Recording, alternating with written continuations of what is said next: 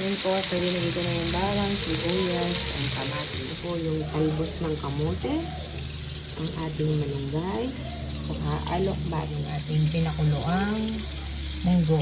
Partneran po natin ng fry na tokwa. So, budget meal, di ba? So, I think it's just 100 like that. 30, yeah. Di man tumabot ng 100 kasi po itong mga gulay na to nga, nakatanim lang yan sa aming harapan. So, para libre lahat ng gulay. So, happy meal, budget meal, healthy meal for your family.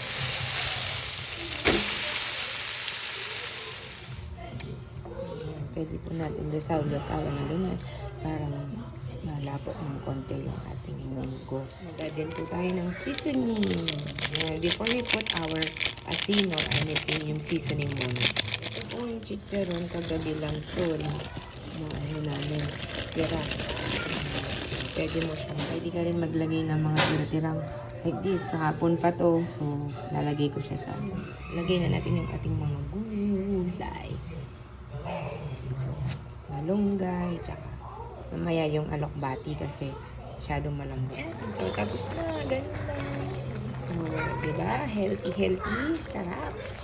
Yan, tapos budget meal ka. Siguro 100 to 150. Pero, nalagay ko, wala mang 150 to. Kasi ano lang, munggo lang yung binili ko niya. Kasi nga, may tira kaming chicharon kagabi. May kamatis, bawang sibuyas yun. Tapos yung tokwa. Yan.